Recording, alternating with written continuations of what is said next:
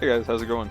So we have the Zeong as the banner, so we'll talk about that, a little bit about the information and what they changed and what's out, show a little bit of the stats off for it and stuff like that. So here we go. As far as it coming out, we saw that they were going to be doing this at TGS, which that's pretty cool. So it is a 550 general type. It is pretty much using the same type of lock-on system as like the Isai Kamuzaku and stuff like that. So, yeah, I mean, it looks pretty good. We'll see if this works real quick, and hopefully this doesn't get too loud.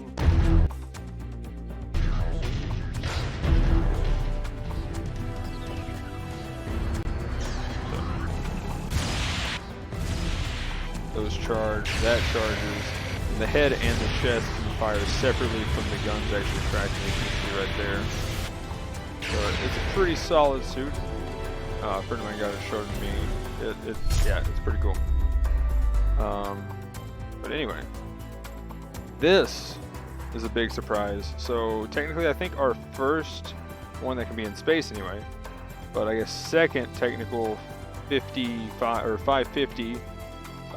Support is going to be the Gelgoog J. We'll later see that there's some buffs on the next thing, but yeah, we're getting a level 2 and a level 3, so good luck getting that. I know I want it. Yeah, it's pretty good. Anyway, moving over here though, it looks like we got the recycle tickets shop is going to have the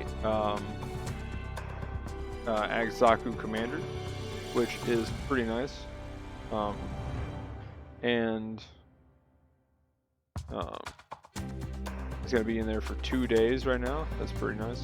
Still waiting for my heavy gun to come back. If you like the cosmetics, get this. I think they're, what are they, 300 and something tickets for those, for Shar's stuff, but let's see, what oh yeah, here's the marks. So, if you like that sort of stuff, cool. There you go. Pretty legit, for sure. We're getting the BD2 and the BD3 in the DP shop, which that's pretty hype. I'm just saying, I do not have the BD3, and after I pick up the Alex, I'll probably be picking it up. I do have, I think, the level 1 BD2, so not necessarily picking that one up right away. But both really good suits as of right now. They do have nerfs coming, so we'll see exactly how big of a nerf the exam system gets and how that'll, you know, feel as far as play goes. But overall, pretty cool. You know, if you got the DP, go ahead and get them, play them while you can. Then who knows? Maybe they'll probably still be viable in some way afterwards. I mean, as far as playing rated, you can make just about anything work. Let's see. So the Jaeger, I feel like this needs to be a bit more, but its speed did go up by 5. Again, we need more from it, but sadly probably won't get it. But we are getting the leg buffer for its skills, level 1. Now the beam rifle that it has is going to be pretty nice. I've already tested this. Focusing is now 4 seconds, which is really good. The rate of which it can fire, the interval for ready up time, is only 1 second. So that's really awesome. Overheating takes, I believe, 10 seconds. I can't remember the exact timing on that, but I think it's 10. And then, yeah, it's staggering, taking up more easily, improved. So pretty much you just 2 shots and you've staggered. You can also combine that with your beam spot gun to do that. Yeah, it's really nice. Like, that whole weapon is pretty awesome now. It's pretty legit. That extra 50 range on the beam spot gun is pretty nice. You know, it's wrist laser. Feels really good, and comboing them together is really nice. You can just pretty much overheat one, overheat the other, and then go to the machine gun for a little bit. And by the time you've run out of ammo, or well, not even, when you're at like 5 shots left, you can reload it, and then with the Vulcans anyway, you reload it, and then you swap back to the beam rifle, and you're good to go.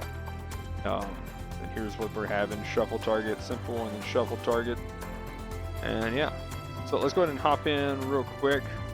Which, to be honest, this is a big deal since we're getting the 550 version of it. Big fan of the Jaeger now, I think. We'll see how it goes. I'll probably get some games in next week after this ranked nonsense gets done with, but yeah. So, moving into this. So again, it's posting stats here. So level 1, 550 cost, space only, 2000 HP. That's pretty nice. 38 beam resistance, 23 ballistic, and 14 melee. The one thing here though is that it is huge. It's a big target. It's Zamo levels of big only in space. Yeah, it's just a huge target to hit, but it does have defenses to back it up. It's pretty fast, which is nice, but again, it's huge already, so probably not going to dodge too many things just because of your size. Range is 30, melee is 10. You've got a lot to shoot. You pretty much can cycle through everything almost non-stop. It is kind of insane. Range modifier +1 for the enhancement, thrusters +1, 100 HP. That's just kind of funny, to be honest. And you get the slots at 2270. That's quite a bit of enhancement points to go through. But hey, I mean, if you really want to use this, then you're probably gonna want to take it all the way for that extra slot. And when I say that, not gonna lie, I don't know what you would fit on it. I still can't fit enough parts on it, so fair enough. Maybe get its beam defense up even higher, or ballistic defense up a little bit higher. I don't know. Yeah, it just feels like I can't fit enough things on it.